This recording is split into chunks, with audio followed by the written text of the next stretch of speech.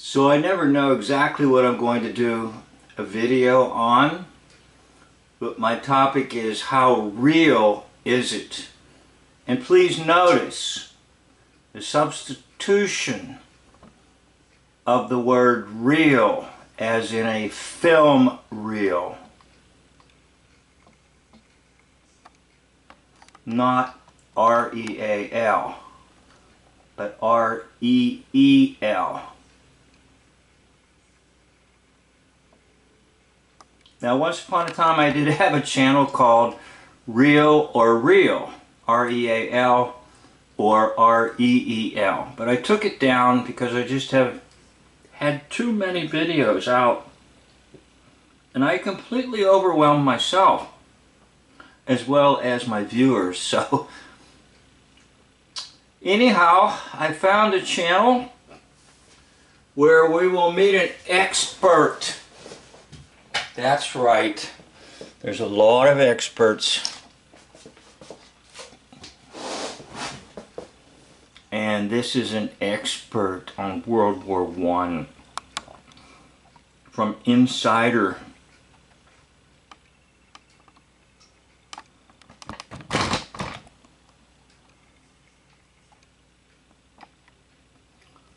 Now you can see he has a whole host of videos, and his playlist is How Real Is It? R-E-A-L.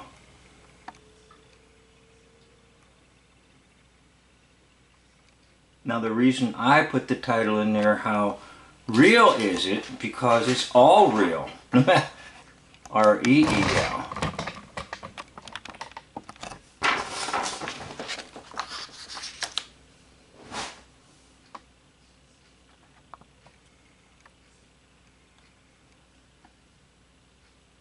How much film are you watching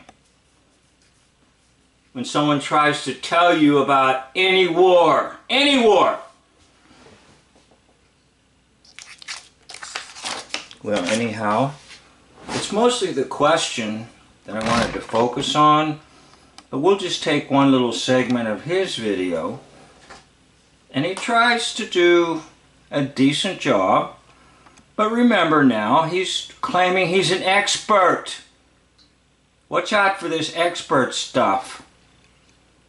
Why is he an expert? Look at his age. Because he read some books that were composed by liars. Because he went through an educational system that is run by liars. And he was recognized in the educational system. So here's a young man, maybe, what, 30 years of age, trying to tell everybody he's an expert about what happened around 1915, 1916, 1917, 1918. He's an expert. So anyhow, he's going to tell you about these movies. How real are they? And you know what? They're all real. R-E-E-L. Well, anyhow, I'll give you a little segment of his channel. No disrespect is intended. This is for educational purposes. On his head is an Adrian helmet. The French army was the first of the armies to introduce proper head protection for its troops. And that was because head injuries in the first year of the war were a really, really serious drain. There were a lot of head injuries. People back home reading their newspapers, looking at their magazines, and hearing stories of liars. So actually there were a lot of head injuries, including civilians. Yes, there were a lot of head injuries in World War One. Well, the French were intelligent enough to make sure that their troops wore helmets. So in case you were wondering why do troops wear steel helmets? Thanks to the Frenchies. And so having this head protection lowered injuries, lowered fatalities. It's a pretty light helmet, a bullet would penetrate it, but it... A bullet would penetrate it, but... Oh!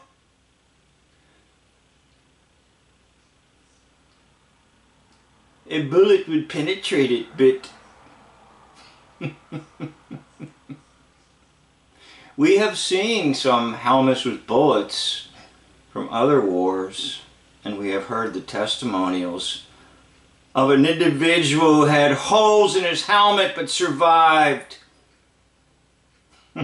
That was World War II.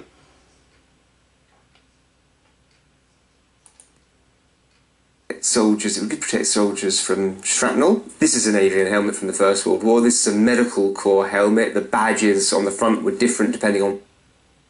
Okay, now he's going to point out about the rod and the snake in the medical corps.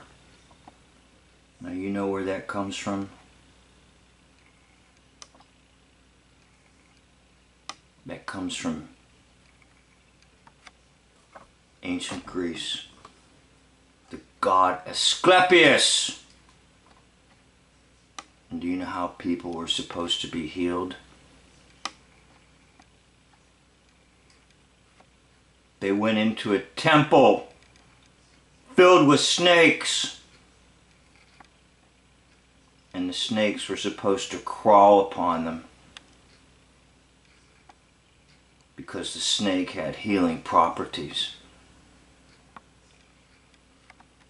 Now you look closely at some of your hospitals, and especially your medical unit trucks, your paramedics, your ambulances. Many times you will see the rod with the snake. Now another application of that would be in the book of Exodus.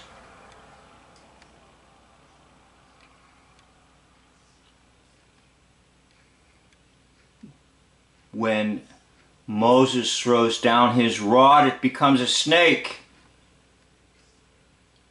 Now the reason God instructed him to do that and gave him the ability was the snake was the symbol of ancient Egypt.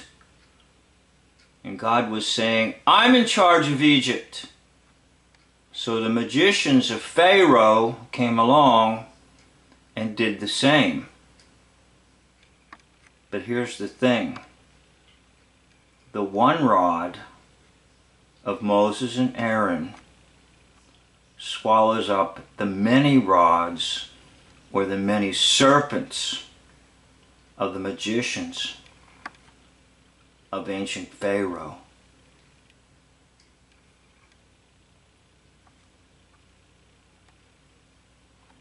So it's the First World War and you've been injured.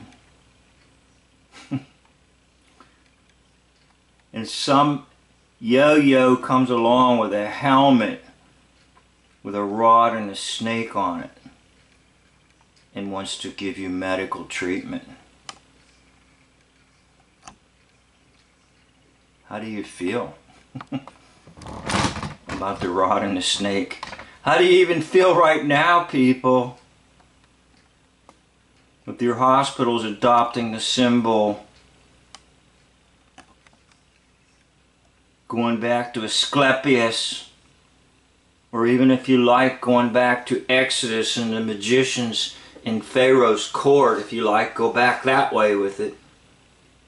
Well, anyhow, let's get back to our expert on World War One. The soldier belonged to. You see, this is a medical corps one because it's got a snake and a staff on it. Key thing is the ridge. The ridge, it turns out, was really useful for protecting. Yeah, the ridge was really useful. If it was so useful, then why didn't the World War II people adopt it? It's decoration. It's a prop. Just like when you go to a play, the actors have to have props on. Props in their hands and props on the stage. Props on their body. Just like World War II.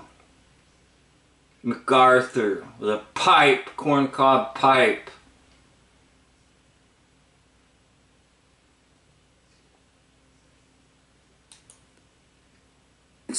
The airburst from shells, if you like, concussion.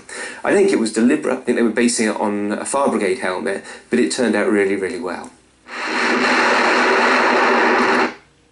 Okay, so he goes into these so-called battle scenes, and he wants to ask the question, how real was it?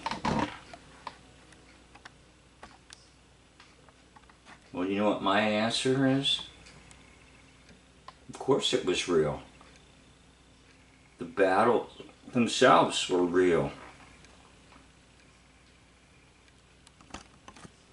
But just not the type of real of what you're thinking.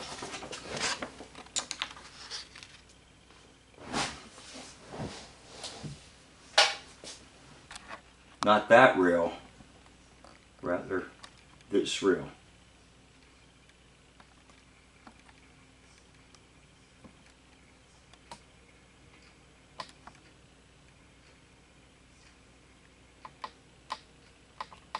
Now the biggest thing to get hold of is war is a hoax. Many, many people cannot do it. But I guarantee you, if you can do it, you'll be able to, quote, shoot down any hoax. Now that's why one of my channels is called War Backwards is Ra. R-A. Ra, the false god of Egypt. It was my first channel. And I didn't know what to call it. But I knew that somehow, understanding that war is a hoax, and that war is basically watching reels, R-E-E-L-S, not real as in people charging across battlefields and can't wait to get shot. People saying, I can't wait to get up in the morning and go out and face enemy fire. I just love it when I throw a hand grenade and blow off arms. I just love seeing dead bodies everywhere. Now you better understand something. It's not in the nature of human beings to want to kill another. So what do you think about all these people that are enrolled in trying to kill others? Do they really want to do it? Do they really? R-E-A-L-L-Y. Or R-E-E-L. They're content for it to be a real. Boy, I can rattle on, I'll tell you. I talked to a young man that was in the first Gulf War. He was in the Air Force. And he told me when all the bombing started, the commanding officer made them gather in a large area with a large screen and to watch it on screen. And to sit there like it's a movie They might have had popcorn for them too, and drinks. It was an order. Everyone in the unit had to go to a large screen area and watch the bombings. So what do? You're in the Air Force. Your commanding officer tells you have to watch this. You start applauding, like in a movie. Like a cowboy movie, whereby they're fighting the Indians. You applaud that the enemy's getting killed. So how real is it? Well, you determine. I'm going to promote that it's this, not this. And if you're strong enough and brave enough to say, I think he's right, then you trust me. You can take down any of these hoaxers and any of these liars. I'll never forget, someone said in one of the comments, they said, why are you always yelling? And you know what? I think they're right. It's because I get passionate. I want to bring you out of it. But, as one friend told me, when the next hoax comes along, when the next film is shown and the next reel is shown, people go right back into it. Well, that's why occasionally I do videos like this. Shoot down war. Shoot it down. And try to realize that it is real. It is film put off to you as reality. And the brain cannot distinguish between that and that.